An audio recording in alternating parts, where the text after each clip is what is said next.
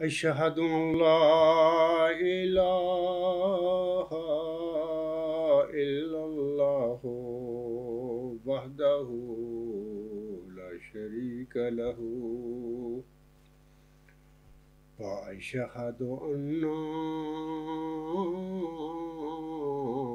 محمدا عبده ورسوله أما بعد فأعوذ بالله من الشيطان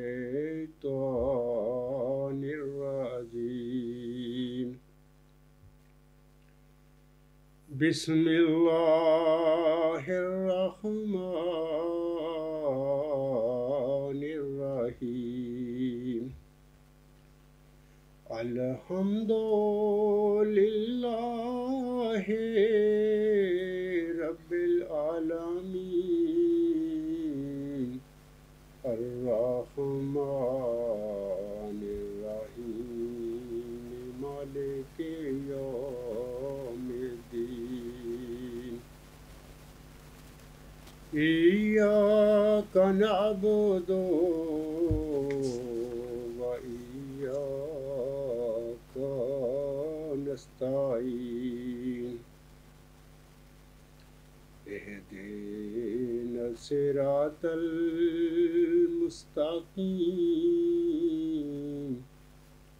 صراط الذين أنعمت عليهم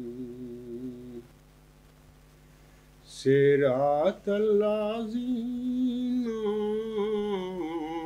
أنعمت عليهم غير المغضوب عليهم ولا الضالين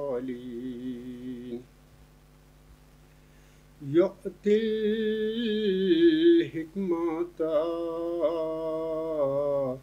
من يشاء ومن يؤت الحكمة فقد أوتي خيرا كثيرا وما يذكر إلا أولو الألباب۔ یہ سورہ البقرہ کی آیت نمبر 270 ہے۔ اس آیت کریمہ میں اللہ تعالیٰ فرماتا ہے وہ جسے چاہتا ہے، یعنی اللہ تعالیٰ جسے چاہتا ہے حکمت عطا کرتا ہے، اور جسے حکمت عطا کر دی گئی تو اسے یقیناً خیر کثیر یعنی بہت بڑی بھلائی بخش دی گئی، اور عقل مندوں کے سوا کوئی نصیحت حاصل نہیں کرتا۔ سامعین کرام، اسی حکمت اور خیر کے حوالے سے امام مہدی و مسیح موعود مرزا غلام احمد علیہ السلام فرماتے ہیں۔ یہ جو اقتباس ہے یہ رپورٹ جلسہ سالانہ 1897 صفحہ 146 پر حضور صلی اللہ علیہ وسلم کے الفاظ ہیں۔ آپ علیہ السلام فرماتے ہیں علوم ہیں ہی کیا، صرف خاص الاشیاء ہی کا تو نام ہے۔ سیارہ ستارہ نباتات کی تاثیریں اگر نہ رکھتا تو اللہ تعالیٰ کی صفت علیم پر ایمان لانا انسان کے لیے مشکل ہو جاتا۔ یہ ایک یقینی امر ہے کہ ہمارے علم کی بنیاد خاص الاشیاء ہے۔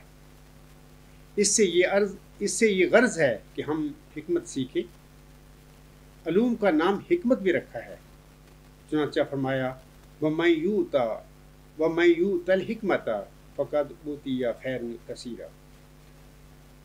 سامعین کرام، اس کے بعد میں سامعین کو مختصر سے عرض کرنا چاہتا ہوں کہ جب میں نے اپنے امتحان یعنی پوسٹ گریجویشن کے امتحان کے بعد سقراط کے نیکی علم ہے کا جو تصور ہے اس کے بارے میں غور و فکر شروع کیا کہ میں جانوں کہ سقراط نے لفظ نیکی اور علم کن معنوں میں استعمال فرمائے ہیں، یا میرا غرض یہ تھی کہ میں جانوں کہ سقراط کا اس تصور میں نیکی سے کیا مطلب ہے جس کو اس نے علم کے ساتھ تشبیہ دی ہے۔ باہر میں 4-6 ہفتے غور و فکر کرتا رہا، بڑا سخت غور و فکر کیا، لیکن نتیجہ صفر تھا۔ میں ایک دائرے میں گھومتا رہا۔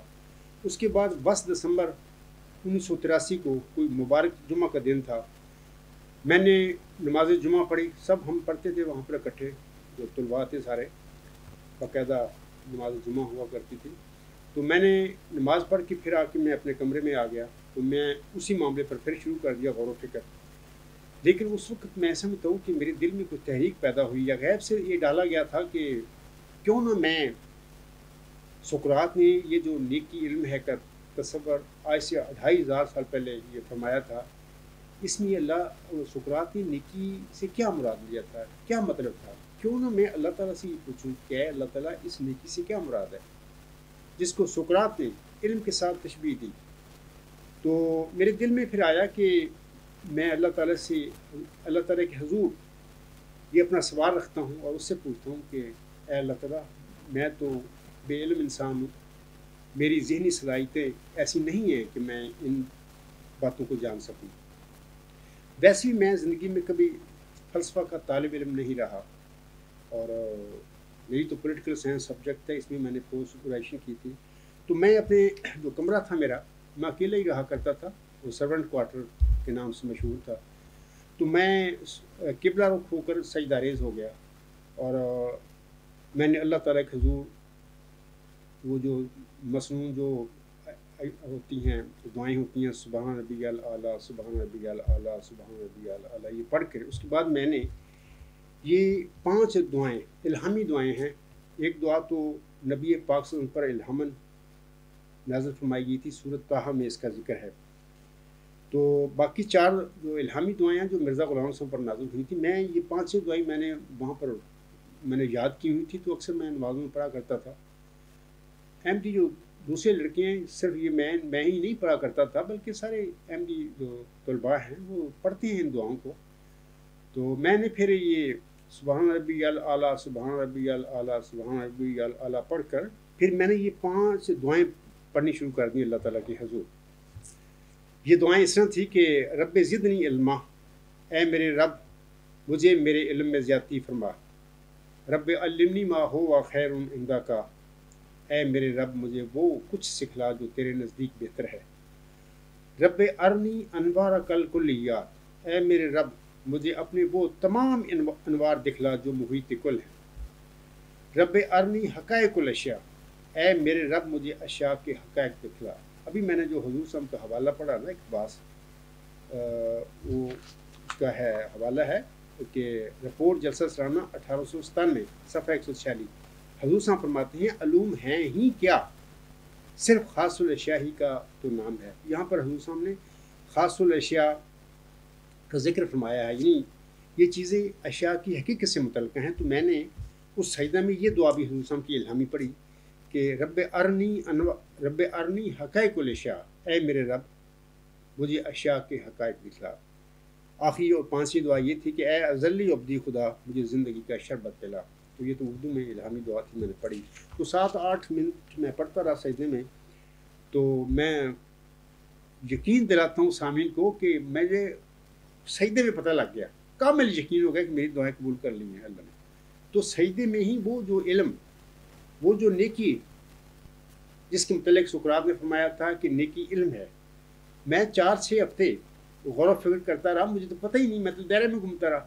اسی سجدے میں اللہ تعالیٰ نے بے انتہا علم اس عاجز کے دل اور دماغ میں داخل کر دیا۔ مجھے نہیں سمجھ آئی یہ ہو کیا گیا میرے ساتھ، یعنی ایسے محسوس ہوا مجھے سجدے میں کہ جیسے علم و معرفت کے چشمے میری دل کی طرف آ رہے ہیں۔ یہ پہلا جاگتے ہوئے میرا تجربہ تھا زندگی میں، روحانی واقعہ تھا۔ تو میں آپ لوگوں کو بتاتا ہوں، میں قسم اٹھاتا ہوں اس بات کی کہ سجدہ میں جانے سے پہلے میں عبدالغفار جنبہ تھا، لیکن جب میں سجدہ سے اٹھا، خدا کی قسم کھا کر کہتا ہوں، تو اللہ تعالیٰ نے سجدے میں ہی یہ دعائیں پڑھی قبول فرما کر کن فایا کن کی طاقتوں کے ساتھ اس عاجز کو عبدالغفار جنبہ کو موعود ذکی غلام مسیح الزما بنا دیا سجدے میں ہی۔ اور جب میں اٹھا تھا تو اس وقت میں موعود ذکی غلام مسیح الزما تھا۔ الحمدللہ رب العالمین۔ یہ ایک ضمنی سی بات تھی، میں چاہتا تھا کہ آپ کا اپنے لیکچر کے متعلق کچھ عرض کرنے سے پہلے میں یہ ضمنی سی بات بتا دوں. سامعین اکرام، خاکسار آج اپنے اس لیکچر میں نیکی اور محضر کے متعلق اپنی گزارشات پیش کرے گا. خاکسار کے آج کے لیکچر کا نمبر ہے 123 یعنی 123. اس سے پہلے خاکسار نیکی کی ماہیت کے حوالے سے 2 لیکچر سامعین کے آگے ڈیلیور کر چکا ہے. پہلا لیکچر جو تھا اس کا عنوان تھا واٹ از ورچو، یعنی نیکی کی ماہیت کے حوالے سے یہ لیکچر میں دے رہا ہوں. پہلے لیکچر کا عنوان تھا واٹ از ورچو، نیکی کیا ہے. یعنی مجھ پر ایک الہام نازل ہوا، یعنی جس دن جمعہ والے دن مبارک دن یہ بات ہوئی میرے ساتھ، یہ مبارک سجدہ والی، اسی دن شام کو مغرب کے بعد یا اگلے دن ہفتہ کے دن مجھ پر، میں کمرے میں اکیلا ہی بیٹھا ہوا تھا، تو مجھ پر یہ الہام ہوا ورچو از گاڈ. یعنی اس الہام میں اللہ نے مجھے بتایا کہ جس نیکی کو سقراط نے علم کے ساتھ تشبیہ دی تھی، وہ کہا کرتا تھا ورچو از نالج، وہ ورچو گاڈ ہے. اس کا مطلب یہ تھا مجھ پر جو الہام نازل ہوا. پہلے جو نازل ہوا تو میں ڈر گیا، کیونکہ میں مذہبی دنیا کو کوئی آدمی نہیں تھا، نہ کوئی علم تھا میرا. تو پہلے ڈر گیا بھی یہ کیا ہو مجھ پر نازل ہو رہا ہے. تو پھر دوبارہ بڑی سختی کے ساتھ یہی الہام نازل ہوا ورچو از گاڈ. اور اس کے بعد پھر ایسا نازل ہوا کہ جس کے حق الیقین اس کے ساتھ مجھے دے دیا گیا کہ ورچو از گاڈ. علم، جس سقراط جس نیکی کو علم کے ساتھ تشبیہ دیتا تھا، وہ کہا کرتا تھا ورچو از نالج، اے عبدالغفار یہ ورچو از گاڈ، یہ نیکی گاڈ ہے. تو میں بتانا چاہتا ہوں کہ یہ میں نے پہلا لیکچر دیا ہے، اس کا عنوان تھا واٹ از ورچو. بڑی تفصیل سے میں نے اس لیکچر میں بتایا ہے کہ یہ نیکی کیا ہے.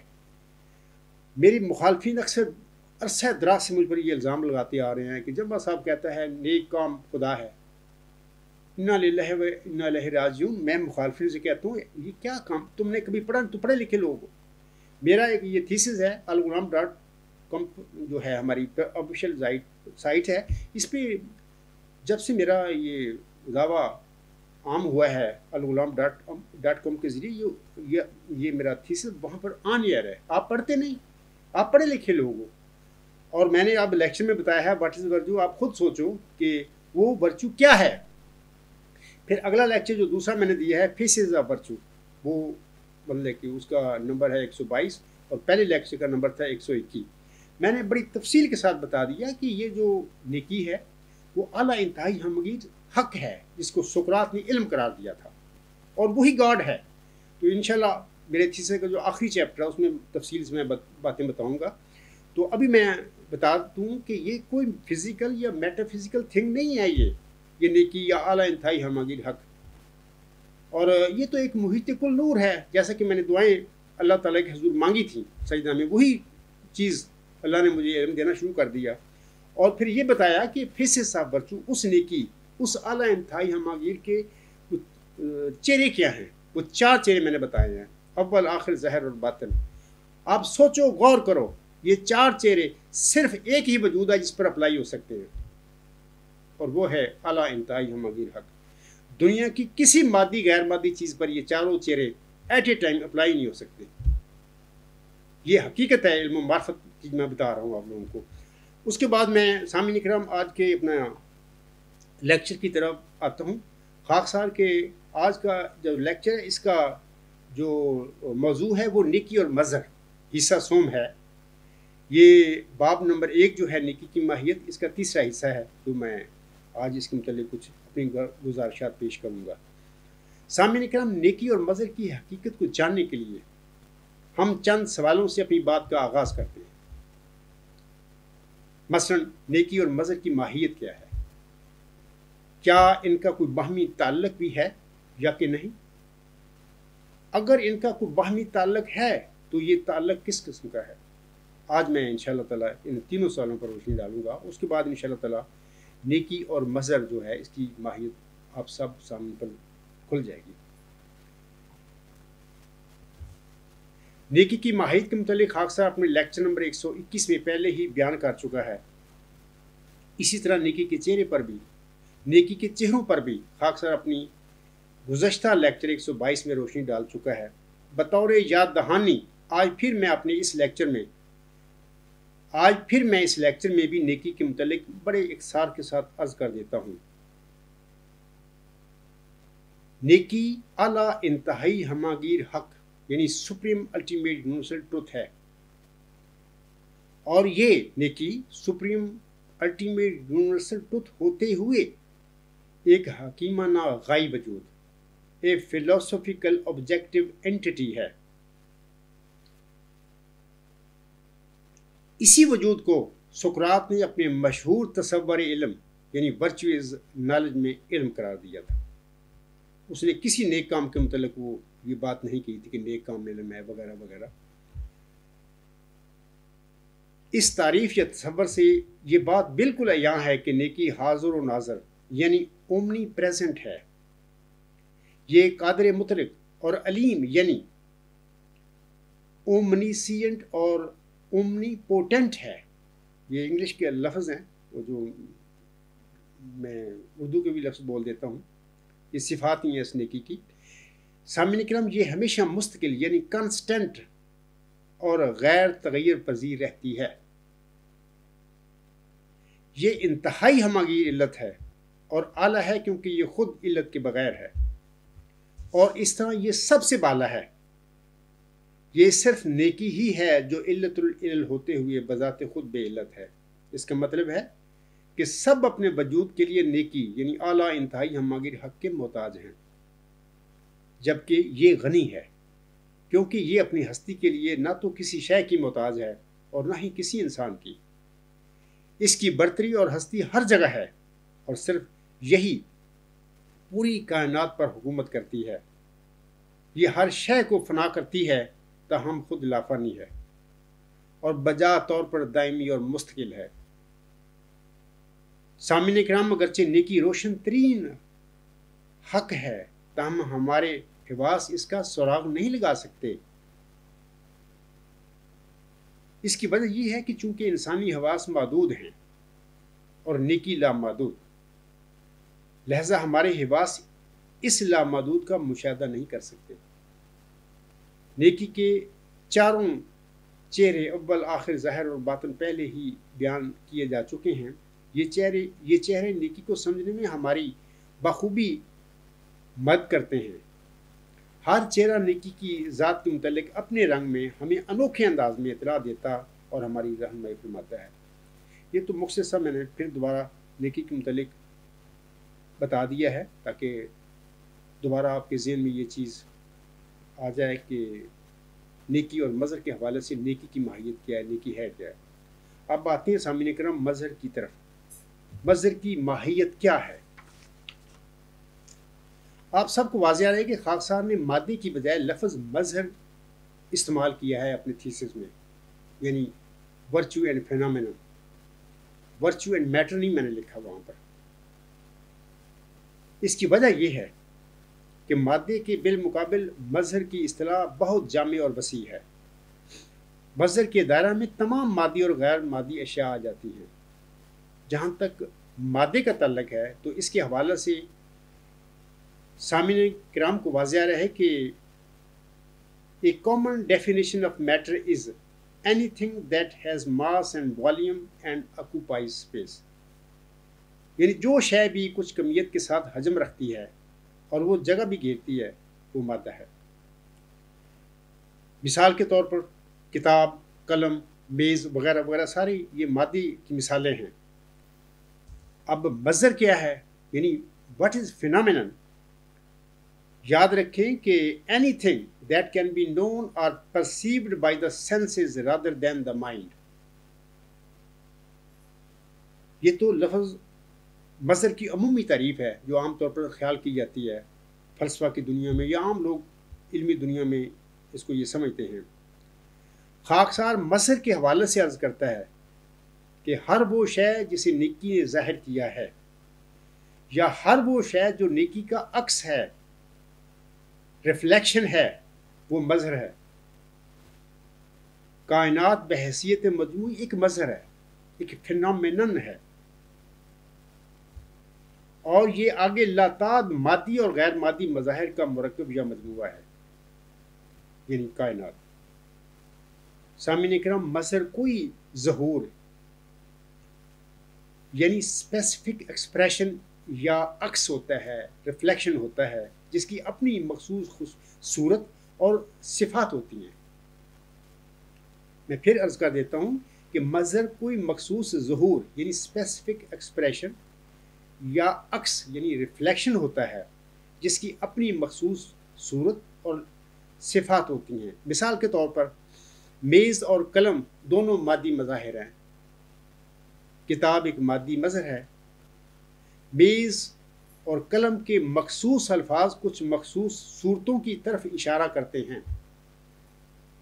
جن کی اپنی مخصوص صفات ہیں، اور ہم ان کی مخصوص صورتوں اور صفات کی بدولت میز اور قلم کا نام دیتے ہیں۔ میز اور قلم سامعین کرام براہ راست اول ظہور نہیں ہیں، یعنی ڈائریکٹ فرسٹ ایکسپریشنز نہیں ہیں، بلکہ یہ آگے لامحدود مختلف اقسام کے مظاہر کا مرکب ہے۔ اور یہی حال دوسرے تمام مرئی مظاہر کا ہے۔ غیر مرئی مظاہر کی مثالیں قوت اور ایتھر ہیں۔ یہ مظاہر پیدا ہوتے اور مختلف قسم کی تبدیلیوں میں سے گزر کر بالآخر ختم اور فنا ہو جاتے ہیں۔ مزید یہ کہ کسی بھی مظہر کی صورت اور اس کی صفات کا ایک دوسرے پر انحصار ہوتا ہے، یعنی مظہر کی جو فارم ہے، اس کی جو ایٹریبیوٹس ہیں، وہ دونوں انڈیپینڈنٹ نہیں ہوتی، اپنے اپنے طور پر دونوں ڈیپینڈنٹ ہوتی ہیں۔ مثال کے طور پر لکڑی ایک مظہر ہے۔ میں مثال دیتا ہوں، یہ کہ لکڑی کا ٹکڑا ہے میرے ہاتھ میں، یہ دیکھ لیں، میں آپ لوگوں کو مثال دے رہا ہوں اس لکڑی کے ٹکڑے کی۔ یہ ایک مخصوص صورت یعنی فارم اور مخصوص صفات ایٹریبیوٹس پر مشتمل ہے۔ یہ لکڑی کا ٹکڑا جو ہے، ہم کہتے ہیں لکڑی بھاری، بھوری، سفید اور سخت ہے، یہ صفات ہیں اس لکڑی کی، وغیرہ وغیرہ۔ اب بھاری پن، بھورا پن، سفید پن اور سخت پن، سامعین کرام، سب صفات ہیں اس لکڑی کے ٹکڑے کی۔ فارم آپ دیکھ رہے ہیں، اس کی ایک شکل ہے، ایک فارم ہے، اور صفات میں نے آپ کے آگے بیان کر دی ہیں۔ یہ سامعین کرام، یہ چاروں صفات صورت سے علیحدہ نہیں رہ سکتی۔ ابھی جو میں نے بتایا نا کہ بھاری پن، بھورا پن، سفید پن اور سخت پن اس کی صفات ہیں، یہ اس کی صورت سے علیحدہ نہیں رہ سکتی، ہو سکتی، ہم کر ہی نہیں سکتے۔ یہ بھی اتنا ہی درست ہے کہ صورت، فارم اپنی صفات سے علیحدہ موجود نہیں رہ سکتی، یعنی دونوں مطلب کہ ایک دوسرے پر منحصر ہے، ان کا وجود ڈیپینڈنٹ ہیں ایک دوسرے کی، مطلب کہ ان کی ضرورت ہے۔ صورت جو ہے صفات کے بغیر تنہا نہیں موجود رہ سکتی۔ یہ کہ لکڑی کا ٹکڑا ہے، اس کی صفات ہیں، اگر اس کی صفات نہ ہوں تو یہ صورت نہیں ہو سکتی، اور اگر صورت نہ ہو تو صفات نہیں ہو سکتی۔ یہ ایک باریک سی بات ہے جو میں آپ لوگوں کو بتا رہا ہوں۔ ذہن میں سامعین کرام اس لکڑی کی ٹکڑا جو ہے، اس کی شکل ہے، اس کی صورت ہے کہ اس کی تمام صفات ختم کر دو، آپ لوگ بھی ختم کر دیں، ذہن میں بوجھ ڈالیں کہ یہ جو لکڑی کا ٹکڑا ہے اس کی تمام صفات اپنے ذہن میں ختم کر دیں۔ مثلا اس کا بھاری پن ختم کر دیں، اس کا بھورا پن ختم کر دیں، اس کا سفید پن ختم کر دیں، اس کا سخت پن ختم کر دیں، تو پھر اپنے آپ سے پوچھیں کہ اپنی صفات سے علیحدہ ہو کر وہ جو صورت ہے وہ کیا ہے؟ میں آپ کو یقین دلاتا ہوں کہ آپ کا ذہن بالکل خالی ہوگا، وہاں پر کچھ بھی نہیں ہوگا۔ یعنی چاروں صفات ختم ہونے پر بذات خود صورت یعنی لکڑی کا ٹکڑا ہی ختم ہو جائے گا، یا ختم ہو جاتا ہے۔ جب ہم مائنڈ میں وہ صفات کو ختم کرتے ہیں تو صورت خود ہی ختم ہو جاتی ہے۔ صورت کے متعلق اس کی صفات کے ذریعے ہی سوچا جا سکتا ہے۔ میرا کہنے کا مطلب یہ ہے، یہ میں مظہر کی بات کر رہا ہوں۔ صورت اپنے وجود کے لیے صفات کی اتنی ہی محتاج ہے یہ نہیں ہے کہ صرف صفات محتاج ہیں صورت کی، صورت بھی صفات کی اتنی ہی محتاج ہے جتنا صفات اپنے وجود کے لیے صورت کی محتاج ہیں۔ لہذا ان دونوں یعنی صورت اور صفات میں سے کوئی بھی بے نیاز یعنی انڈیپینڈنٹ نہیں ہے۔ یہ میں آپ کو سمجھانا چاہتا ہوں، یہ مظہر کے حوالے سے باتیں میں کر رہا ہوں۔ اب سوال ہے سامعین کرام کہ ان مظاہر کا منبع کیا ہے، سورس کیا ہے؟ یہ مخصوص صورتیں یعنی فارمز کہاں سے وجود میں آتی ہیں؟ کیا یہ نیکی یعنی اعلیٰ انتہائی ہماگیر حق نہیں ہے جو ان تمام مظاہر کو ظاہر کرتی اور انہیں صورتیں عطا کرتی ہے؟ یہ مظاہر یعنی فنامنا اپنے وجود اور اپنی بقا کے لیے نیکی کے محتاج ہیں، جبکہ نیکی یعنی supreme ultimate universal truth independent ہے، بے نیاز ہے۔ جب نیکی چاہے مظہر ختم ہو جاتا ہے، تاہم وہ خود یعنی نیکی اعلیٰ انتہائی ہماگیر حق خود فنا سے بالا اور محفوظ ہے۔ وضاحت کی خاطر آئیں ایک مثال پر غور کرتے ہیں۔ میں پھر بتا دیتا ہوں سامعین کو کہ یہ تھوڑا سا مضمون جو ہے نا تھوڑا سا ڈیپ سا ہے اور فکر سے تعلق رکھتا ہے، تو میں اتنا بھی فکر گہرا نہیں، یہ گہری باتیں کامن سینس کی باتیں میں سمجھتا ہوں، لیکن پھر بھی ذہن پر زور دینا پڑتا ہے۔ لہٰذا میں سامعین سے پہلے ہی درخواست کرتا ہوں کہ مائنڈ نہ کریں، یہ باتیں تھوڑی سی مشکل ضرور ہیں لیکن ناقابل فہم نہیں ہیں۔ تھوڑا سا اپنے ذہن پہ زور ڈالیں گے تو انشاءاللہ آپ لوگوں کو سمجھ آتی جائے گی، اور بطور خاص تقویٰ کا علم سے تعلق ہے۔ اپنے اندر علم پیدا کریں گے تو انشاءاللہ یہ باتیں بڑی ایزی ہو جائیں گی سمجھنا آپ کے لیے۔ اب ہم مثال میں دیتا ہوں اس کو سمجھنے کے لیے مزید۔ اگرچہ سامعین اکرام نیکی یعنی اعلیٰ انتہائی ہماگیر کی ہم کوئی مثال نہیں دے سکتے یا مثال پیش نہیں کر سکتے، کیونکہ اس جیسی کوئی شے نہیں ہے، جیسا کہ اللہ تعالیٰ قرآن کریم میں فرماتا ہے لیسا کمثلہ شیء، اس جیسی کوئی شے نہیں ہے۔ اب مثال کیسے ہم دے سکتے ہیں؟ اس کی مثال نہیں دی جا سکتی، لیکن میں یہ کروں گا کہ تمہیں سمجھانے کے لیے مظاہر کی دنیا میں سے کچھ مثال دوں گا، آپ لوگوں کے آگے رکھوں گا۔ وہ ٹھیک نیکی اور مظہر کی مثال تو نہیں بن سکتی، اور ان کا تعلق بھی ہو سکتا ہے جو اصل تعلق ہے نیکی اور مظہر کے درمیان، لیکن آپ لوگوں کو سمجھانے کے لیے، آپ کے ذہن کو تھوڑا سا گائیڈ کرنے کے لیے یہ مثال آپ کی مدد کرے گی۔ وگرنہ یاد رکھیں کہ نیکی جو ہے اعلیٰ انتہائی ہماگیر، تو اس کی مثال دی ہی نہیں جا سکتی۔ اس دنیا میں کوئی مادی غیر مادی وہ چیز کوئی اس جیسی ہے ہی نہیں ہے، اس لیے پھر اس کی ہم مثال نہیں دے سکتے۔ تو بہرحال میں آپ لوگوں کو بتانا چاہتا ہوں کہ دیکھیں برف کیا ہے۔ ہم جانتے ہیں برف ایک ٹھوس شے ہے جس کا رنگ سفید ہے۔ پانی بھی ایک عام بے رنگ مائع ہے جو اپنی صورتیں بدلتا رہتا ہے اور اسے ہم ہر روز پیتے ہیں۔ بھاپ بھی ایک اور شے ہے جو گیس کی حالت میں ہوتی ہے۔ جب ابلتے ہوئے پانی کی سطح سے بخارات اٹھتے ہیں تو بھاپ اس وقت پیدا ہوتی ہے۔ جب یہ پانی کے بخارات آہستہ آہستہ گاڑھے ہوتے ہیں تو پھر ان سے ایک اور شے بن جاتی ہے جسے ہم بادل کہتے ہیں۔ برف، پانی، بھاپ اور بادل یہ سب مختلف مظاہر ہیں۔ ان میں سے ہر ایک کی اپنی ایک مخصوص صورت اور مخصوص صفات ہیں۔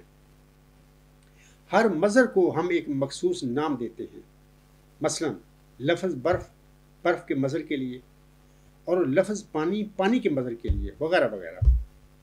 ان مختلف مظاہر کا تجزیہ کرنے کے بعد ہمیں پتہ چلتا ہے کہ یہ تمام یعنی برف، پانی، بھاپ اور بادل ہائیڈروجن اور آکسیجن کی مختلف صورتیں ہیں۔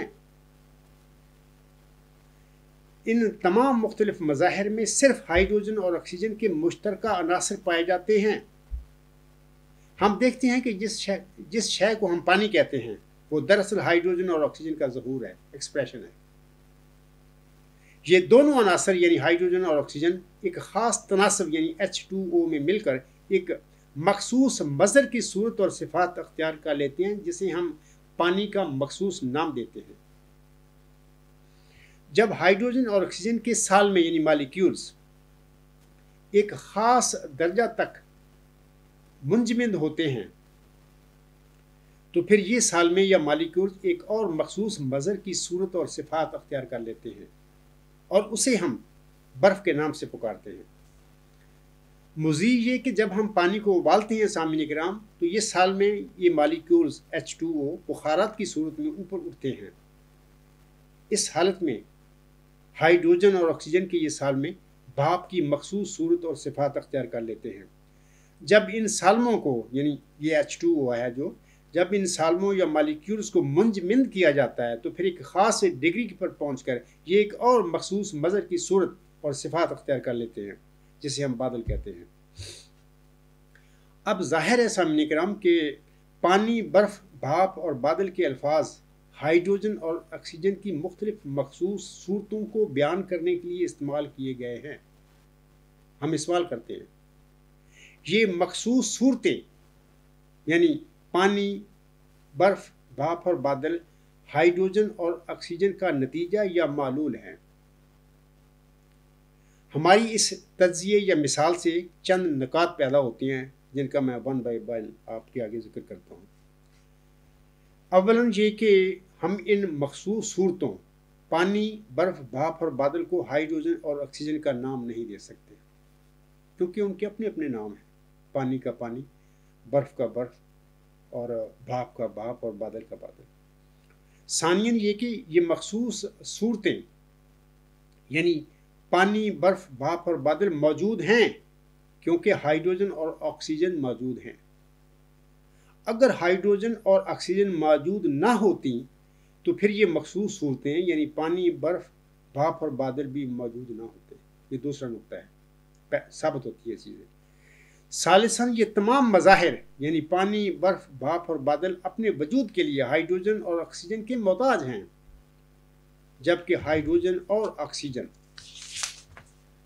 اپنے وجود کے لیے ان مخصوص صورتوں یعنی پانی، برف، بھاپ اور بادل کی محتاج نہیں ہے، یعنی ہائیڈروجن اور آکسیجن محتاج نہیں ہے۔ رابعاً یہ مخصوص صورتیں یعنی پانی، برف، بھاپ اور بادل ہائیڈروجن اور آکسیجن کے مقابلے میں مکمل طور پر فریب ہیں، ایلیوژن ہیں، جبکہ ہائیڈروجن اور آکسیجن ان مخصوص صورتوں کے بالمقابل مستقل ہیں۔ جیسا کہ اس مثال کے شروع میں خاکسار نے ذکر کیا ہے کہ یہ مثال نیکی یعنی اعلیٰ انتہائی ہمگیر حق اور مظہر کے مکمل اور صحیح تعلق کی عکاسی نہیں کر سکتی کیونکہ ہم اس کی مثال پیش ہی نہیں کر سکتے نیکی کی نا۔ یہ تو میں آپ لوگوں کو سمجھانے کے لیے ایک مظہر با مقابلہ مظہر کی مثالیں میں پیش کر کے آپ لوگوں کو ایک بات اپنا جو مقصد ہے وہ آپ لوگوں کو بتانا چاہتا ہوں مظہر کی حقیقت کے حوالے سے اور نیکی کی ماہیت کے حوالے سے۔ جہاں تک نیکی کا تعلق ہے سامعین کرام تو اس کو نہ تو کسی مظہر کے ساتھ تشبیہ دی جا سکتی ہے اور نہ ہی یہ کوئی ایسی ہستی ہے جو کہ مظاہر کے عالم سے دور اپنی ہی کسی پر اسرار دنیا میں موجود ہو، جیسا کہ افلاطون کا آئیڈیا ہے۔ افلاطون کا آئیڈیا کیا ہے وہ میں مختصر سا بتا دیتا ہوں کہ اپنے فلسفے میں وہ سقراط کا یہ جو ورچوئس نالج تھا نا، اس نیکی کے دریافت میں اس کی ماہیت کو جاننے کے لیے وہ سوچتے سوچتے اس نظریہ پر پہنچا تھا کہ وہ جو ہے سقراط کا کانسیپٹ جو ہے اصل میں وہ آئیڈیا ہے، اور وہ تشریح اس طرح کرتا ہے اپنے اس تھیوری آف آئیڈیاز کی کہ جو مثال کے طور پر یہ دنیا میں چیزیں جو ہیں یہ ریئل نہیں ہیں۔ مثال کے طور پر انسان ہے، انسان ریئل نہیں ہے بلکہ انسانوں کا ایک کنسیپٹ ہے جو ریئل ہے۔ اسی طرح درخت ہیں، تمام درخت ریئل نہیں ہیں، درختوں کا کنسیپٹ ہے وہ ریئل ہے۔ اسی طرح کتابیں ہیں، یہ ساری ریئل نہیں ہیں، کتابوں کا کنسیپٹ جو ہے وہ ریئل ہے۔ یہ جو کنسیپٹ ہیں آہستہ آہستہ ترقی کرتے جاتے ہیں اس کے تھیوری آف آئیڈیاز میں، یعنی لوئر لیول کے جو آئیڈیاز ہیں، جو اپر لیول کے جو آئیڈیاز ہیں ان میں ضم ہوتے جاتے ہیں، کرتے کرتے یہ چلتے چلتے سفر ایک سب سے بالا تر ایک کانسیپٹ رہ جاتا ہے جس کو افلاطون نے حقیقت مطلقہ یا خیر کا نام دیا ہے۔ سقراط نے اسی کو ورچو کہا تھا، تو وہ گڈ ہے۔ تو یہ اس کا ایک تصور ہے، وہ اپنے اس تصور کے متعلق، آئیڈیا کے متعلق کہتا ہے کہ یہ اس دنیا میں نہیں، یہ چیزیں جو ہیں وہ جو کنسیپٹ ہیں، مثلا کتاب کا کنسیپٹ اصل ہے، یہ کتابیں اس کی کاپی ہیں، یہ ریئل نہیں ہیں، درخت ہیں، اصل درخت کا جو کنسیپٹ ہے. اور پھر کرتے کرتے جو ان سب کانسیپٹس کا جس میں وہ ساری کنسیپٹ داخل ہو جاتے ہیں، وہ جو گڈ ہے، دا آئیڈیا جو ہے، وہ اس دنیا سے دور اپنی کسی پر اسرار دنیا میں وہ ہے. تو اس کا شاگرد جو تھا ارسطو، اس نے جب استاد کی یہ باتیں سنی تو بہت انٹیلیجنٹ وہ شاگرد تھا اس کا. اس نے استاد سے سوال کیا تھا کہ یہ ممکن نہیں افلاطون کہ یہ جو تمام اشیاء ہیں اس دنیا میں ان ریئل ہیں، جو ان کے کنسیپٹ ہیں آپ کہہ رہے ہیں کہ وہ ریئل ہیں، اور وہ جو ان سارے کنسیپٹوں کی چشمہ ہے، دا گڈ، خیر، وہ اس دنیا میں اس جگہ پر نہ ہو، وہ اپنی کسی پر اسرار دنیا میں موجود ہو. نہیں، ایسے نہیں ہو سکتا، وہ یہیں پہ ہوگا کہیں، کیونکہ جو کریٹر ہے، جو خالق ہے، تخلیق کرتا ہے ان چیزوں کو، جسے آپ ان ریئل کہہ رہے ہیں، افلاطون سے کہہ رہا تھا ان ریئل کہہ رہے ہیں، وہ ادھر ہی ہوگا، وہ کسی اپنی پر اسرار دنیا میں نہیں ہوگا. تو بہرحال پھر انہوں نے اس کے شاگرد نے اپنا ایک نظریہ تھیوری آف فارمز ڈیولپ کیا، اور جو غلطیاں اس نے سمجھیں کہ تھیوری آف آئیڈیاز جو افلاطون اس کا استاد تھا، اس میں جو غلطیاں تھیں اس نے دور کرنے کی کوشش کی. باہر ایک لمبی ایک چیز ہے، یہ تو میرا موضوع کچھ اور ہے، میں ادھر نہیں جاتا. تو اسے پھر وہ ڈیولپ کیا. میں جتنا پڑھا ہے اس کو کہ یہ قرآن کریم تو پہلے نازل ہوا ہے 1500 سال پہلے آنسوں پر، آنسوں مبعوث ہوئے، وہ 800 سال پہلے آنس سے پہلے ہو گزرا بندہ، یعنی افلاطون بھی، اس کا شاگرد ارسطو بھی، سقراط بھی، یہ 900 سال پہلے کی باتیں ہیں.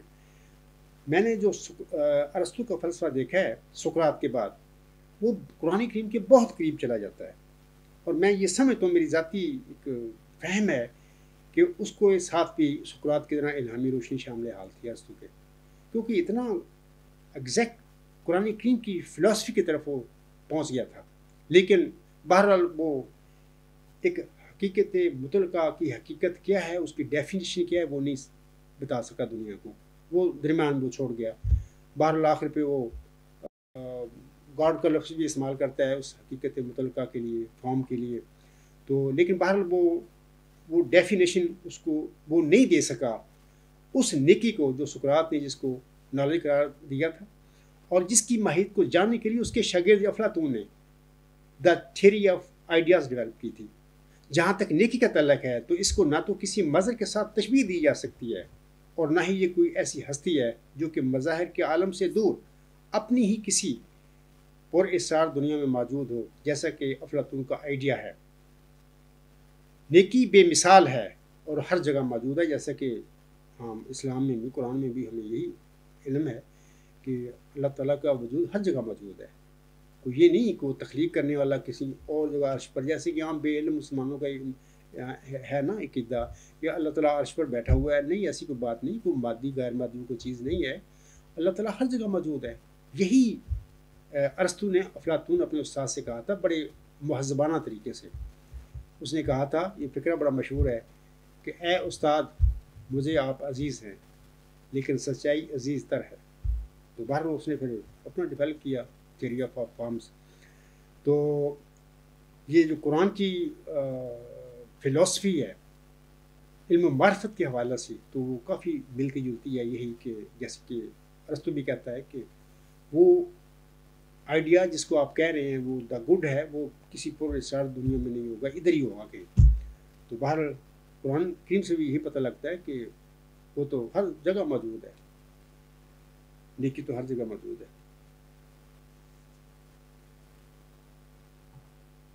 اب جو میں نے یہ مثالیں بھی کی ہیں سامنے کرام اور لوگوں کے آگے، ان مثالوں میں ہائیڈروجن اور آکسیجن اور ان کے ظہور یعنی ایکسپریشنز، پانی، برف، بھاپ اور بادل، سب مختلف قسم کے مظاہر ہیں. یہ خود سارے مظاہر ہی ہیں، فنامنا ہیں. یہ اگرچہ ہائیڈروجن اور آکسیجن ہماگیر نہیں ہیں، یعنی یونیورسل نہیں ہیں، لیکن یہ اپنے ظہور یعنی ایکسپریشن جو ہے پانی، برف، بھاپ اور بادل کی ہر مخصوص صورت میں پائی جاتی ہے. نیکی یعنی اعلیٰ انتہائی ہماگیر کے ضمن میں معاملہ بالکل الٹا ہے. اگرچہ نیکی ہماگیر ہے، یونیورسل ہے، لیکن ہم یہ نہیں کہہ سکتے کہ یہ یعنی نیکی اس یا اس مظہر میں ہے، یہ نہیں ہم کہہ ہی نہیں سکتے۔ اب سوال ہے ایسا کیوں؟ حقائق الاشیاء کے مطابق ابھی میں نے بتایا ہے کہ جب سجدہ میں نے دعائیں کی تو یہاں پر یہ دعا بھی کی تھی اللہ تعالیٰ کے حضور کہ رب ارنی حقائق الاشیاء، اے میرے رب مجھے اشیاء کے حقائق سے آگاہ فرما۔ تو حقائق الاشیاء کے مطابق مظاہر، فنامنا، غیر حقیقی، ان ریئل، فریب، ایلیوژن اور نیست ہیں، نتھنگ نیس ہیں، یہ مظاہر ہیں۔ تو پھر حقیقت یعنی ریئلٹی یا ہست بینگ، غیر حقیقت یا نیس یعنی ان ریئل اور نتھنگ نیس میں کیسے ہو سکتی ہے، موجود ہو سکتی ہے؟ ہو ہی نہیں سکتی، عقل مانتی نہیں اس بات کو۔ لا فانی، فانی صورتوں میں کیسے ہو سکتی ہے؟ یہ دلیل ہے نیکی اور مظاہر کے حوالے سے۔ جب یہ کہا جاتا ہے سامعین کرام کہ نیکی اس یا اس مظہر میں نہیں ہے، تو یہ بات اس کی ہماگیریت یعنی یونیورسلٹی یا حاضر و ناظریت یعنی اومنی پریسنس اور قدرت کاملہ اومنی پوٹینس پر کوئی اثر نہیں ڈالتی، کوئی اثر نہیں پڑتا اس پر، اس کی ذات پر۔ بلا شبہ نیکی نے تمام اقسام کے مظاہر کو ظہور دیا ہے، ایکسپریس کیا ہے، اور اب بھی ظہور دیتی ہے، ظاہر کرتی ہے۔ ظہور کے عمل کے دوران یہ یعنی نیکی اپنی ہستی کو الگ تھلگ یعنی ان مکسڈ اور بے نیاز یعنی انڈیپینڈنٹ رکھتی ہے۔ تھوڑی سی باریک باتیں ہیں، آپ تھوڑا سا غور و فکر کریں گے، زور دیں گے ذہن پر تو آپ کو سمجھ آ جائے گی باتیں۔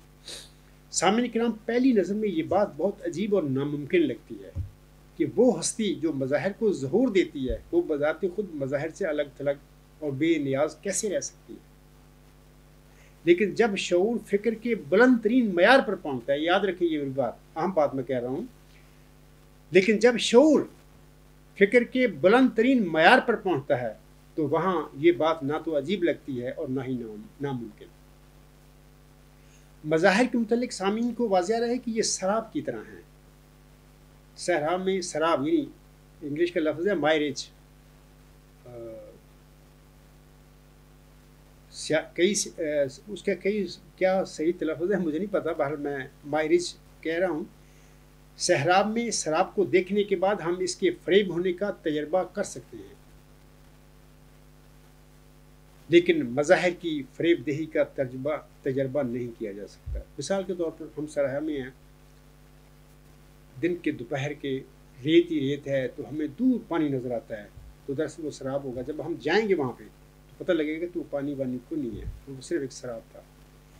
لیکن سراب کا تو تجزیہ یا تجربہ کیا جا سکتا ہے، دیکھا جا سکتا ہے کہ یہ تو سب جھوٹ تھا، فریب تھا، کوئی پانی نہیں تھا۔ لیکن جو مظاہر کی فریب دہی کا تجربہ نہیں کیا جا سکتا، اس کی وجہ یہ ہے کہ ہم چونکہ بنی نوع انسان صورتوں اور ان سے متعلقہ صفات کی زنجیروں میں جکڑے ہوئے ہیں۔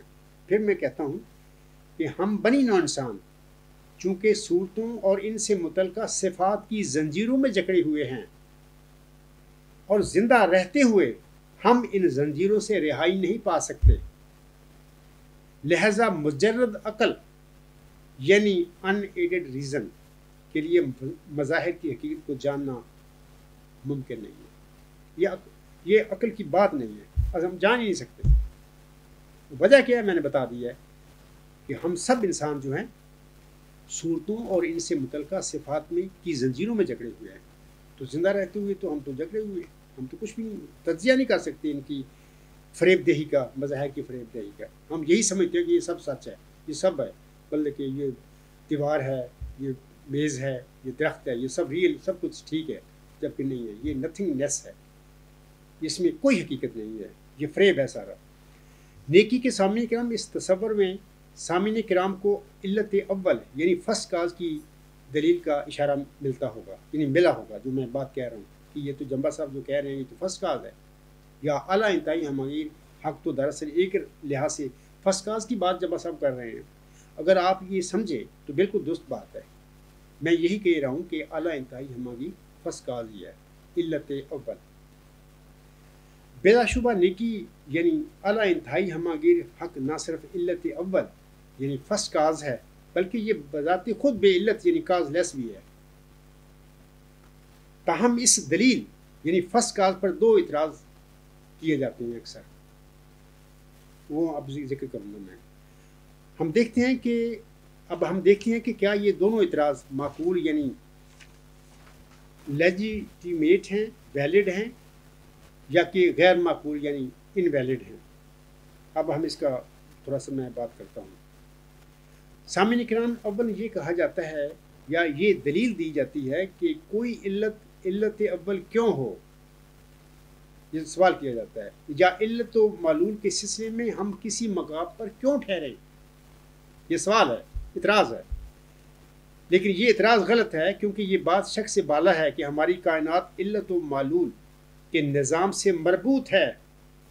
ہم اس نظام سے باہر کوئی شے نہیں دیکھتے، یا میں کہہ سکتا ہوں کہ اس نظام سے باہر کوئی شے نہیں ہے۔ ایک علت یا تو ابتدائی ہوگی یا پھر کسی اور علت کا معلول، اور وہ علت مزید کسی اور علت کا معلول وغیرہ وغیرہ، ایک سلسلہ ہے۔ اب یہ تو ناممکن ہے کہ اس محدود دنیا میں علت و معلول کا نظام لامحدود ہو نہیں سکتی یہ بات۔ لہذا علت و معلول کے اس سلسلہ میں ہمیں کسی جگہ رکنے کی ضرورت نہیں، کیونکہ یہ سلسلہ خود بخود کسی نقطہ پر جا کر ختم ہو جاتا ہے۔ وہ نقطہ جہاں علت و معلول کے اس سلسلے کا اختتام ہوتا ہے، سامعین کرام، کیا وہ علت اول یعنی فرسٹ کاز نہیں ہے؟ وہی اعلیٰ انتہائی ہماگیر حق ہے۔ Both one and the same thing یعنی ریالٹی۔ اچھا، یہ تو اعتراض تھا اور اس کا میں نے جواب دے دیا۔ دوسرا اعتراض یہ کیا جاتا ہے کہ اگر کوئی شے یا کوئی وجود بے علت ہے تو وہ پھر یہ دنیا ہی بے علت ہے۔ ان الفاظ میں یہ زور دیا گیا ہے کہ دنیا یعنی ایکسپریشن، ظہور جو ہے، اور علت اول فرسٹ کاز وہ جو ظہور دیتی ہے، وہ دونوں ایک ہی ہیں، یعنی both are one and the same. تو یہ بڑا ہیوی اعتراض بنتا ہے اور بڑا سخت اعتراض بنتا ہے۔ جب میں یہ عنوان لکھ رہا تھا اپنے تھیسس میں، تو میرے سامنے ایک کتاب تھی، ایک بڑا مشہور مفکر ہے برطانیہ کا، برٹرینڈ رسل۔ وہ بیسکلی تو وہ میتھمیٹیشین تھا، اور اس نے فلسفہ کی تاریخ کے متعلق بھی بڑی کتاب زبردست لکھی ہے، اور بھی اس فلسفہ کے بارے میں اس کی کتاب میں ہے۔ اس زمانے میں میں ان کی ایک کتاب پڑھ رہا تھا کہ the problems of philosophy, Bertrand رسل۔ تو یہ کتاب دیکھ لیں، یہ میرے ہاتھ میں بھی کتاب ہے، میں آپ لوگوں کو دکھا سکتا ہوں۔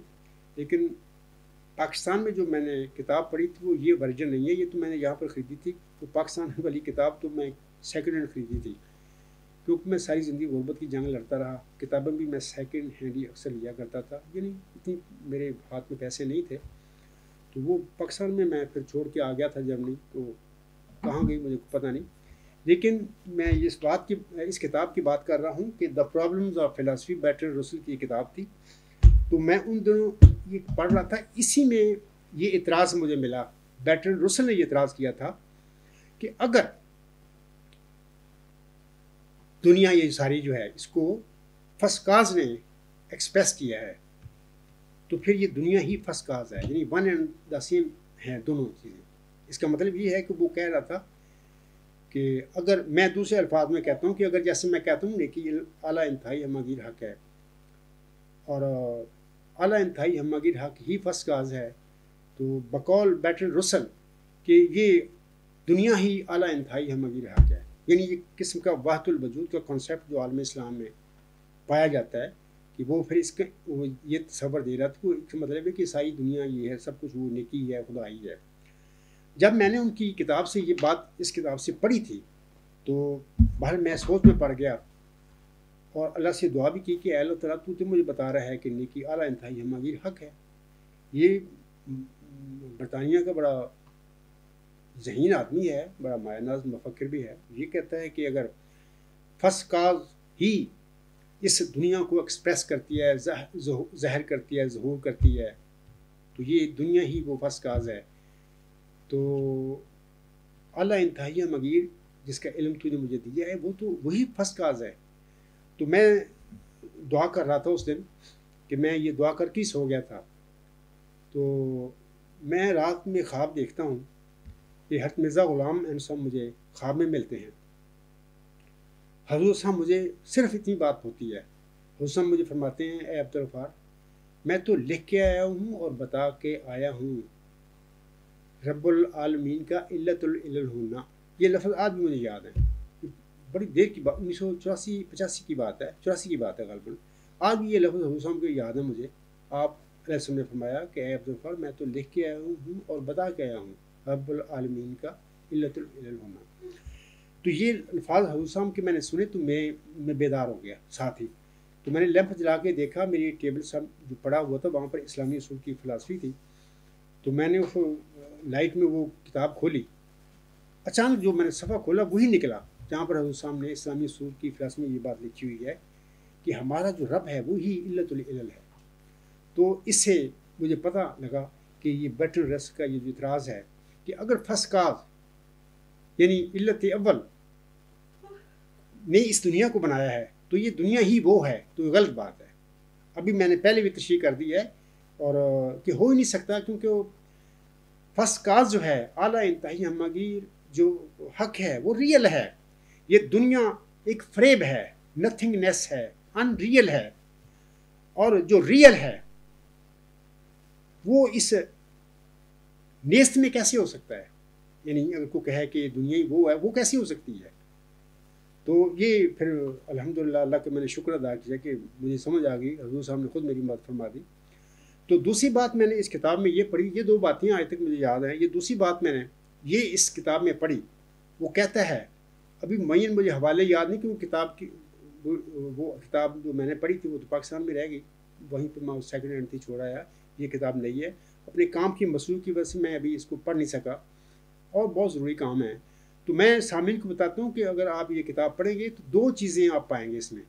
ایک تو یہ کہتا ہے کہ فرسٹ کاز اور یہ دنیا ون اینڈ دا سیم. ایک تو یہ اعتراض تھا. دوسری بات اس نے یہ کہی کہ اپنی عقل کے ساتھ حقیقت مطلقہ کا ہم سراغ نہیں لگا سکتے. اس میں باقاعدہ میں نے 1984 کی باتیں میں نے پڑھا تھا. وہ کہتا ہے کہ نہیں عقل سے ممکن نہیں ہے یہ بات. ہاں وہ کہتا ہے کہ یہ تب ہو سکتا ہے جب انسان کچھ سے کچھ بن جائے. ایسی ہی انہوں نے لکھا ہوا ہے کہ انسان جب کچھ سے کچھ بن جائے ہو جائے کچھ. تو انہوں نے یہ تو نہیں کہا کہ جب اللہ تعالیٰ الہام کے ساتھ کیونکہ وہ خدا کو تو مانتا ہی نہیں تھا. وہ تو دہریہ تھا کوئی وجود اللہ کا وجود نہیں مانتا تھا. تو یہ بات اس کی باتوں سے یہ نتیجہ نکلتا ہے کہ دراصل وہ کہنا یہ چاہ رہا تھا کہ اگر کوئی ایسی بالا ہستی ہے جس کو لوگ مذہب کی دنیا میں خدا کہتے ہیں اور کہتے ہیں کہ وہ الہام بھی نازل کرتا ہے اور باریک جو علم ہے وہ دیتا ہے انسانوں کو الہام کے ذریعے وحی کے ذریعے. تو اس کا مطلب یہ کہنا تھا کہ اس حقیقت مطلقہ کا اس وقت پتہ لگ سکتا ہے جب انسان کچھ سے کچھ ہو جائے. اس سے مراد یہ تھی کہ الہام اور وحی کے ساتھ ہی حقیقت مطلقہ کا علم مل سکتا ہے. یہ دونوں باتیں میں نے اس کتاب میں پڑھی تھی تو آج تک یہ دونوں باتیں میرے مائنڈ میں ہیں یاد ہیں. آگے میں بات کرتا ہوں یہ جو انہوں نے اعتراض کیا ہے دوبارہ میں ذکر کرتا ہوں اس کا. یہ کہا جاتا ہے کہ اگر کوئی شے یا کوئی وجود بے علت ہے تو پھر یہ دنیا ہی بے علت ہے. ان الفاظ میں یہ زور دیا گیا ہے سامعین کرام کہ دنیا یعنی ظہور ایکسپریشن اور علت اول یعنی فرسٹ کاز وہ جو ظہور دیتی ہے وہ دونوں ایک ہی ہیں یعنی ون اینڈ دا سیم.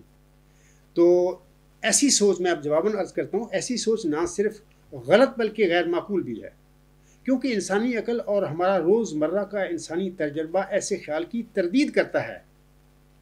اب سوال پیدا ہوتا ہے کہ ہم کس طرح کہ وہ کس طرح ہمارا یہ روزمرہ کا تجربہ اس بات کو اس کی تردید کرتا ہے یا وہ کس طرح ہے. خاکسار سامعین کو سمجھانے کے لیے ایک بار پھر ہائیڈروجن اور آکسیجن کی مثال بیان کرتا ہے.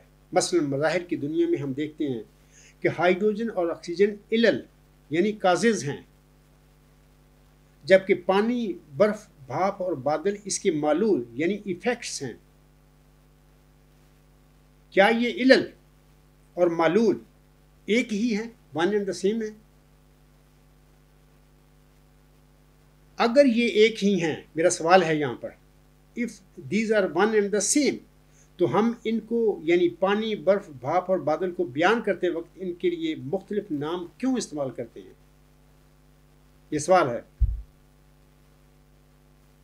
اگر ہائیڈروجن اور آکسیجن اور پانی، برف، بھاپ اور بادل سارا ون اینڈ دا سیم ہیں تو ہم پانی کے لیے لفظ پانی کیوں استعمال کرتے ہیں؟ ہائیڈروجن اور آکسیجن کیوں نہیں کہتے؟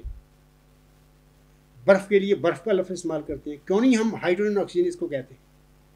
اسی طرح بھاپ اور بادل کو بھی الگ الگ نام دیتے ہیں، کیوں نہیں ہم ان کو ہائیڈروجن اور آکسیجن کہتے؟ اس کی وجہ یہ ہے کہ یہ ہائیڈروجن اور آکسیجن کے ظہور ہیں، ایکسپریشن ہیں، لیکن ہم ان کو ہائیڈروجن اور آکسیجن کا نام نہیں دے سکتے۔ ان کے فارم جو ہیں ان مظاہر کے، پانی، برف، بھاپ اور بادل کے، جو ان صورتوں سے متعلق ان کی صفات ہیں، ان کی وجہ سے ہم ان کو نام دیتے ہیں۔ اس لیے ہائیڈروجن، آکسیجن اس کی وجہ بنی ہیں، یعنی ان تمام مظاہر کی وجہ ہے، ان سے بنتی ہیں یہ مظاہر، بنتے ہیں، یعنی پانی، برف، بھاپ اور بادل۔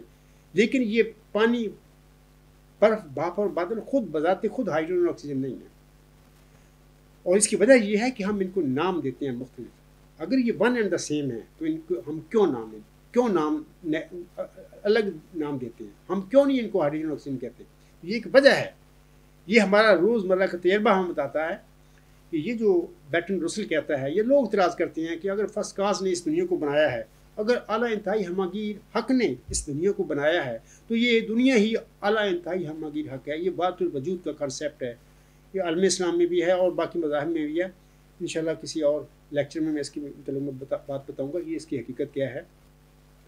نہیں، وہ کہتے ہیں کہ یہ دنیا ہی وہ حقیقت ہے، حقیقت متعلقہ ہے، اور اس سے الگ کوئی حقیقت متعلقہ نہیں۔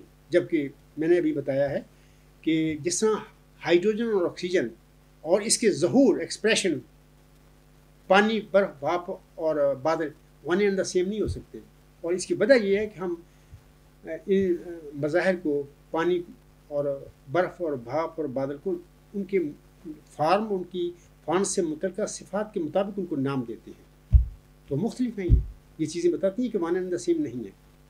سامعین کرام، میں بتاتا ہوں آپ لوگوں کو اب کہ مظہر کی تعریف کے مطابق یہ یعنی ہائیڈروجن، آکسیجن اور پانی، برف، بھاپ اور بادل تمام مختلف قسم کے علل اور معلول ہیں، کازز اور ایفیکٹس ہیں، جو کہ نہ صرف ڈیپینڈنٹ، محتاج ہیں، بلکہ فریب یعنی ایلیوژن بھی ہیں، اور تغیر پذیر بھی ہیں، چینجیبل بھی ہیں، اور یہ مزید کے فانی بھی ہیں۔ یہ ساری صفات ہیں ان کی۔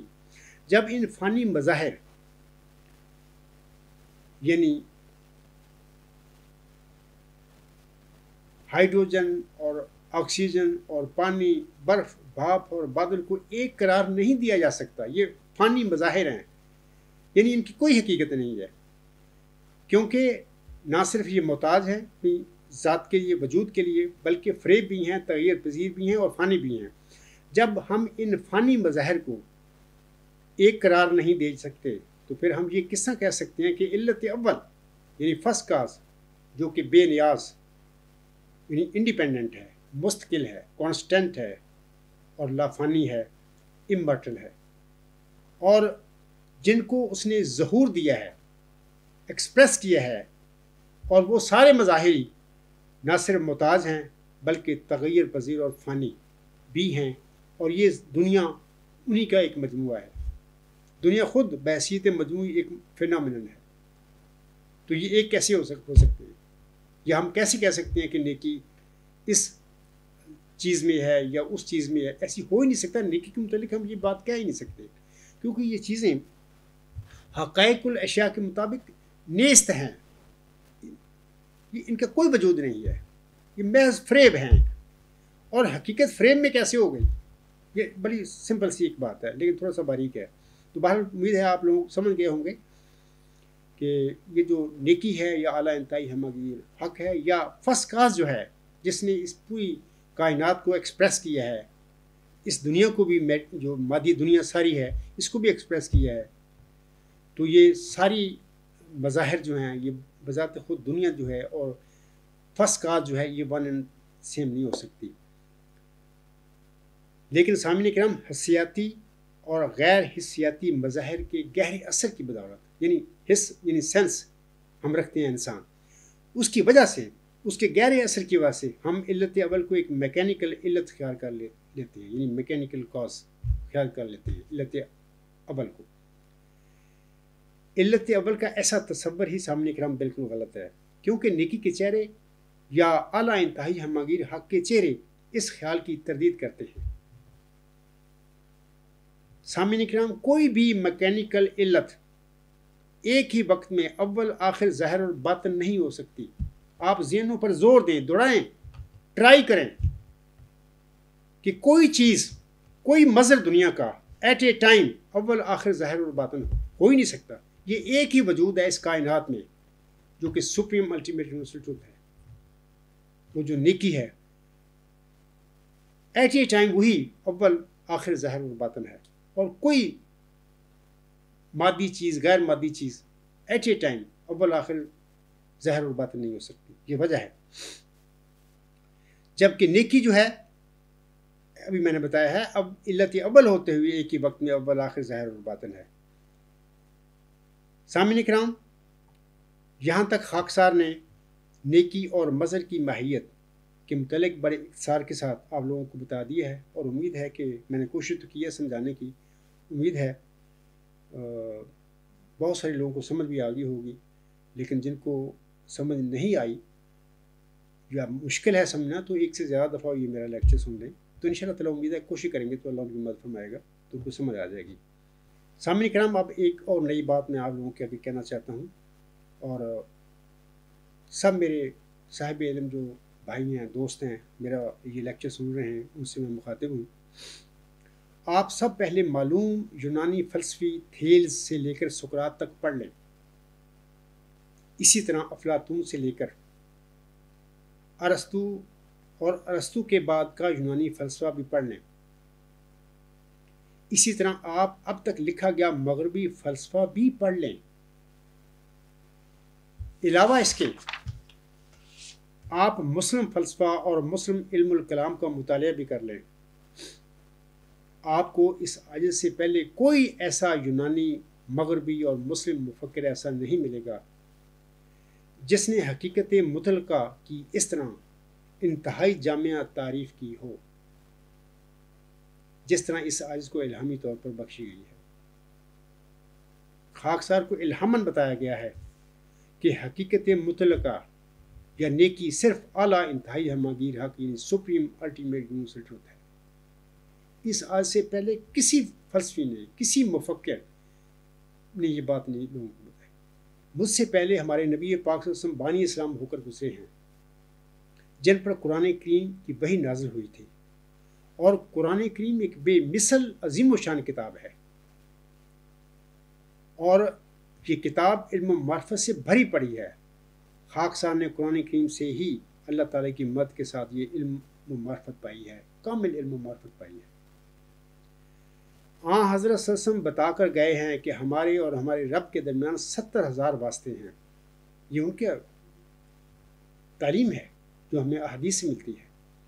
اسی طرح خاکسار سے پہلے حضرت مرزا غلام احمد علیہ السلام ہو گزرے ہیں، جنہوں نے اسلامی اصول کی فلسفے میں بتایا ہے کہ خدا تعالیٰ علت اول ہے یا علت العلل ہے۔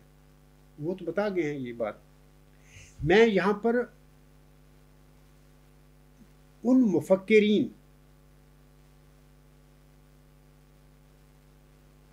یونانی ہوں یا مغربی مفکرین ہوں یا مسلم مفکرین ہوں، میں ان کی بات کر رہا ہوں کہ ان کا فلسفہ پڑھیں اور پھر دیکھیں کہ انہوں نے اپنی فلسفی میں حقیقت مطلقہ کے متعلق کوئی ایسی تعریف دی ہے۔ میں آسم کی بات نہیں کر رہا، میں تو ان کا ادنا سا غلام ہوں، آسم کا بھی، اور حضرت مرزا غلام صاحب کی دعا کا بھی نتیجہ ہوں۔ تو ان کی برکت، ان کا فیض اس عاجز کے شامل حال ہوگا۔ تو یہ باتیں میں ان کی برکت سے، ان کے فیض حاصل کرنے کے بعد میں کہہ رہا ہوں، ان کا میں غلام ہوں۔ یہ جو میں نے کہا ہے، جو باتیں کہی ہیں، میں یونانی، مغربی اور مسلم جو مفکرین اب تک ہو گزرے ہیں، میں نے کہا ہے کہ ان کے فلسفے پڑھو، وہاں پر آپ لوگوں کو کوئی ایسی بات نہیں ملے گی جو اب میں کہہ رہا ہوں۔ آپ کے مطالعے کے دوران سامعین کرام آپ کو یہ تو ملے گا کہ کسی مفکر نے حقیقت مطلقہ کو حق یعنی دا ٹروتھ لکھا ہے. یہ بات میں نے پڑھی ہے. آخر ظاہر ہے کہ میرا ورچوئل گاڈ تھیسس ہے, ایک نظریہ میں دے رہا ہوں دنیا کے آگے. ظاہر ہے میں نے اس کی کے حوالے سے بڑی محنت کی ہے اور ریسرچ کی ہے کہ مجھ سے پہلے لوگوں نے کیا کیا. کیا یہ بات جو مجھے اللہ تعالیٰ کی طرف سے علم ہوا ہے کہ کیا پہلے بھی کسی مفکر نے یہ بات کی ہے. تو میں بتا رہا ہوں اس کے حوالے سے کہ آپ کے مطالعے کے دوران آپ کو یہ تو ملے گا کہ کسی مفکر نے حقیقت مطلقہ کو حق یعنی دا ٹروتھ لکھا ہے. کسی نے اسے اعلیٰ یعنی دا سپریم لکھا ہے. کسی نے اسے ہماگیر دا یونیورسل اور کسی نے اسے انتہائی بھی لکھا ہے یعنی دا الٹیمیٹ. حتیٰ کہ کسی نے اعلیٰ حق یعنی دا سپریم ٹروتھ بھی لکھا ہے. یہ میں نے پڑھی ہیں چیزیں موجود ہیں. لیکن فلسفہ یا فکر کی معلوم تاریخ میں یہ عاجز یعنی محمدی مریمت مرزا غلام احمد صاحب کا مئو ذکی غلام اور نبی پاک حضرت محمد مصطفیٰ احمد مجتبیٰ صلی اللہ علیہ وسلم کا یہ ادنا خادم وہ پہلا انسان ہے جس نے نیکی یا حقیقت مطلقہ کے متعلق لکھا ہے کہ وہ اعلیٰ انتہائی ہماگیر حق یعنی سپریم الٹیمیٹ ٹروتھ ہے. اس آیت سے پہلے کوئی ایسا مفکر دوسری دنیا آپ لوگ نہیں پائیں گے دنیا میں. آپ افلاطون کو پڑھ لیں, ارسطو کو پڑھیں, پورے یونانی مفکرین کو پڑھ لیں, مغربی فلسفہ سارا پڑھ لیں, برٹرینڈ رسل کو بھی پڑھیں. ہمارے مفکرین جو ہیں مسلم تو مفکر وہ بھی پڑھیں سارے. علامہ اقبال کو بھی پڑھیں, انہوں نے خود ہی کا تصور دیا ہے.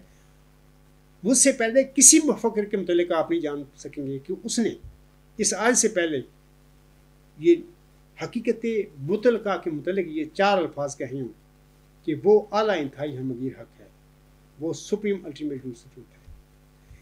یہاں پر میں ایک شعر مجھے یاد آتا ہے, وہ میں آپ لوگوں کے آگے پڑھ دیتا ہوں اگلی بات کرنے سے پہلے. وہ یہ ہے کہ اپنا ایک بڑا خوبصورت شاعر فوت ہو چکے ہیں, ان کا ایک شعر ہے, وہ لکھتے ہیں غزل کے تو 5-6 شعر ہیں. وہ کہتے ہیں آخری شعر میں, سیف انداز بیاں رنگ بدل دیتا ہے, سیف انداز بیاں رنگ بدل دیتا ہے, ورنہ دنیا میں کوئی بات نہیں.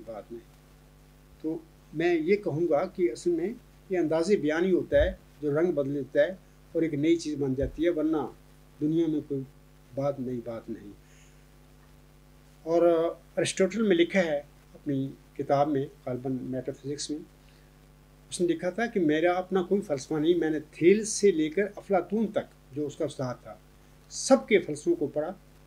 ہر فلسفے کے فلسفہ میں جو غلط بات تھی میں نے اس کو الگ کر دیا. ہر یعنی تھیلس سے لے کر افلاطون تک, اور پیچھے جو رہ گیا وہ میرا فلسفہ ہے. یعنی اس نے یہ بات کہی. تو بات وہی آتی ہے کہ سیف انداز بیاں رنگ بدل دیتا ہے, ورنہ دنیا میں کوئی بات نہیں.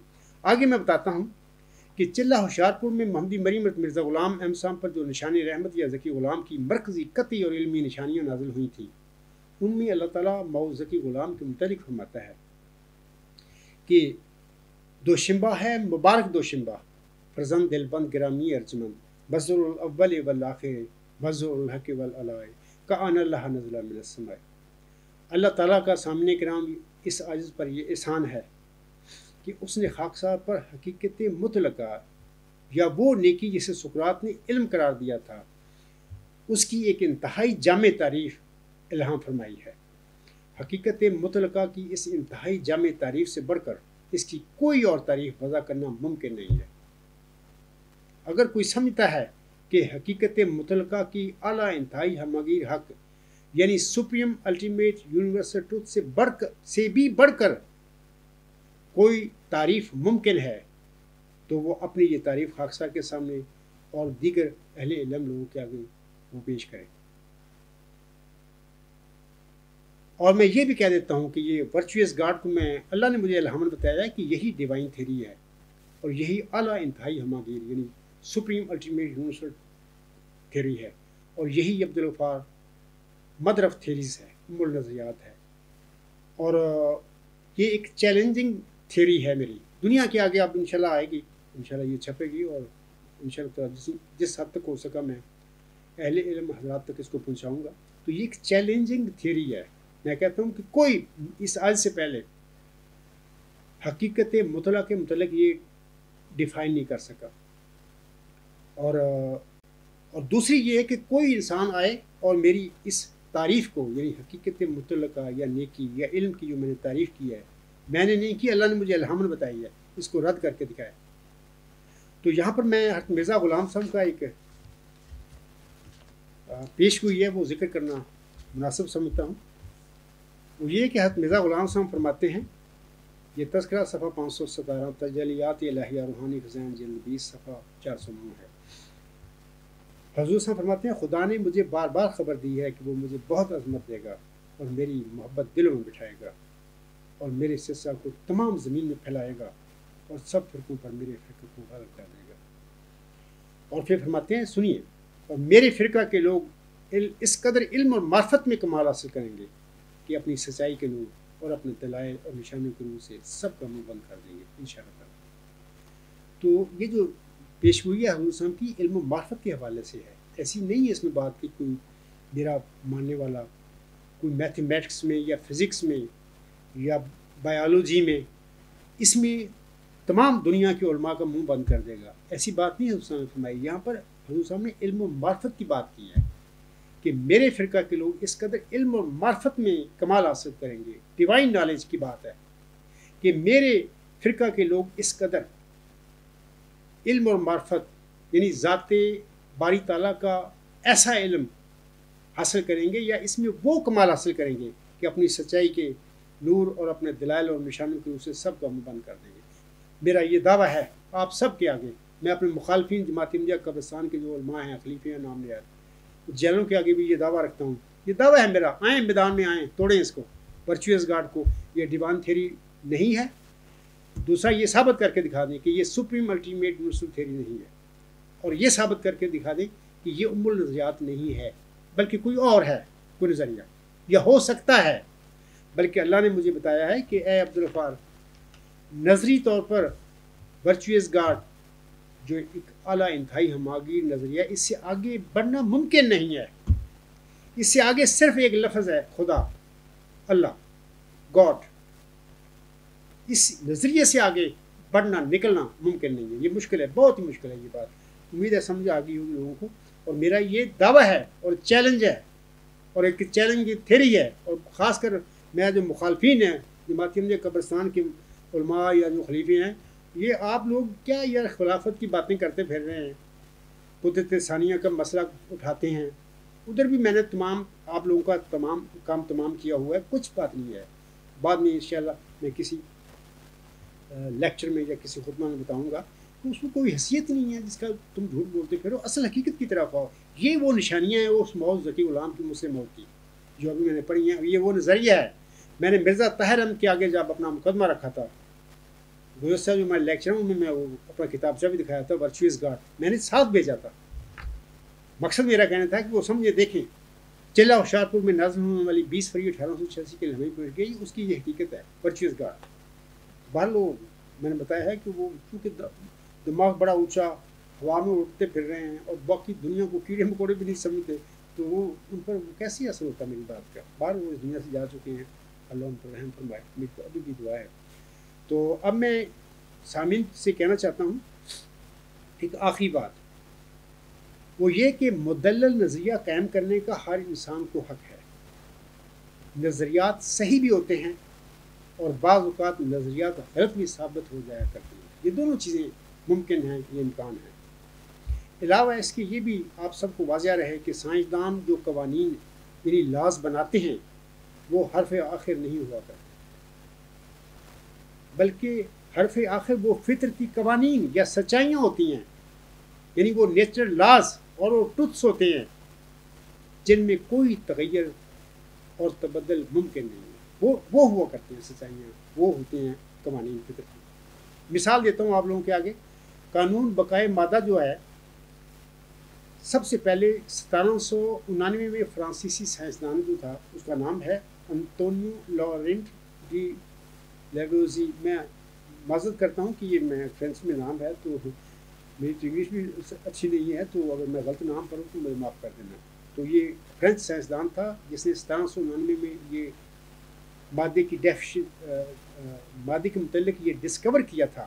وہ کہتا ہے the mass is neither created nor destroyed in chemical reactions. یہ اس نے کہا تھا, یہ ان کے لا بن گیا بنایا. میں نے یہ 1900 میں تعلیم جو ہائی اسکول میں سائنس پڑھی تھی, اور وہاں پہ میں نے بھی یہ law of conservation of matter, قانون بقائے مادہ پڑھا تھا سائنس میں. لیکن سامنے کرام آئنسٹائن کی مشہور زمانہ مساوات E=mc², تو یہ ثابت ہو جاتا ہے کہ مادہ فنا ہو کر توانائی میں بدل جاتا ہے وغیرہ وغیرہ. لیکن فطرتی قوانین یا سچائیاں ایسے حقائق ہیں کہ ان میں ہمیشہ کوئی تبدیلی یا رد و بدل نہیں ہو سکتی. یعنی نظریات سائنسدانوں کو بدل جایا کرتے ہیں, وہ ایک وقت تک رہتی ہیں, وہ لا بھی بنے رہتے ہیں, لیکن بعد جب اور سچائی ان کے متعلق ظاہر ہو جاتی ہے تو وہ پھر ختم ہو جاتے ہیں, یہ باتیں ہو جاتی ہیں, لا بھی بدل جاتے ہیں. اور جو فطرتی سچائیاں یا فطرتی قوانین ہیں وہ ایسے حقائق ہیں سامنے کرام, ان میں ہمیشہ کوئی تبدیلی یا رد و بدل نہیں ہو سکتا. مثال دیتا ہوں آپ لوگوں کے آگے کہ پانی جب سے تخلیق ہوا ہے یہ ہمیشہ H2O میں ہی آپ کو ملے گا, اس میں کوئی تبدیلی واقع نہیں ہو سکتی. یہ فطرتی قوانین یا سچائیاں ہیں جو کہ ہمیشہ دائمی ہیں, لازوال ہیں, اس میں کوئی تبدیلی نہیں ہو, غلط بھی کوئی نہیں کر سکتا. تو خاکسار ان شاء اللہ تعالیٰ آئندہ لیکچر میں قانون بقائے مادہ اور قانون بقائے انرجی کے حوالے سے آپ سب کو کچھ بتائے گا کہ ان کی حقیقت کیا ہے. تو آخر پہ میں ایک دو باتیں بتانا چاہتا ہوں کہ آج کل کچھ مخالفین میرے متعلق ایسا باتیں کرتے ہیں, میں اپنے متعلق بتانا چاہتا ہوں کہ دیکھیں, خاکسار کا نام عبدالغفار جمبا ہے اور خاکسار کا تعلق جاٹو کی قوم کے ساتھ ہے. جاٹو کی ایک سب کاسٹ ہے جمبا. تو میرا نام آپ پڑھتے ہیں اکثر میں لکھتا ہوں عبدالغفار جمبا. تو بعض مخالفین آج کل بڑے مزے لے لے کے بدتمیزی بد اخلاقی جنبی کرتے رہتے ہیں. میں ان سے کہوں گا دیکھیں آپ لوگ مرزا غلام صاحب کو ماننے والے ہو, آپ جانتے ہیں کہ مرزا غلام صاحب کو آج تک مخالفین کتنا گند اچھال رہے ہیں. اب دیکھیں یوٹیوب پہ کچھ تو خدا کا خوف کرو. تم مرزا غلام صاحب کی جو مخالفین ہیں ان کی طرح آپ بھی آپ کے رویے بھی اسی طرح ہو چکے ہیں. یہ آپ کے جھوٹ ہونے کا ثبوت ہے کہ آپ اس عجز کے متعلق آپ جانتے ہیں اس کا نام عبدالغفار جمبا ہے, آپ جنبی کرتے ہیں. اس کا مطلب یہ ہے کہ وہ جھوٹ ہے. جیسے کہ مرزا غلام صاحب کے مخالفین جھوٹے تھے کیونکہ جھوٹے ہی گند بکا کرتے ہیں, بد زبانی کرتے ہیں. صادق کو کوئی ضرورت نہیں ہوتی کہ وہ بد زبانی کرے, کسی کا نام بگاڑے.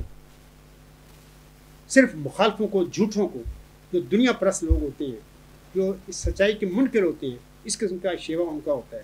تو میں سامنے کو کہہ دیتا ہوں کہ جناب میرا نام عبدالغفار جمبا ہے, جنبی نہ کرو کو. اس میں آپ لوگوں کا جو معیار ہے وہی کرتا ہے میرے سامنے یا عام لوگوں کے سامنے. لوگ کہیں گے کہ یہ کیا معیار کا بندہ ہے, یہ پڑھا لکھا آدمی ہے, کیا کرتا پھر رہا ہے. تو اس کے بعد آخر پہ میں سامنے کرا ہوں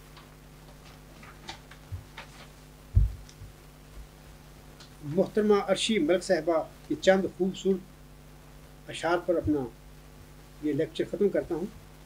ان کی ایک طویل نظم ہے جس کا عنوان ہے خدا نیکی ہے. اس کے چند شعر میں پڑھ کر اپنا لیکچر ختم کر دیتا ہوں. وہ فرماتی ہیں حیات جاویداں کی منتہا ہے, حیات جاویداں کی منتہا ہے, خدا نیکی ہے اور نیکی خدا ہے. کہا سقراط نے ہے علم نیکی, کہا سقراط علیہ السلام نے ہے علم نیکی, کھلا اس دور میں نیکی خدا ہے.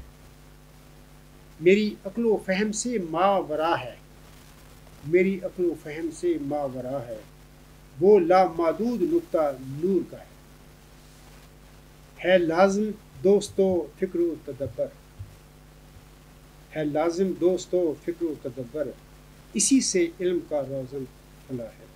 اسی پہ میں اپنا لیکچر ختم کرتا ہوں. وما علینا الا البلاغ وآخر دعوانا الحمد للہ رب العالمین. الحمد للہ اولا وآخرا وظاہرا وباطنا هو مولانا نعم المولا ونعم النصير ونعم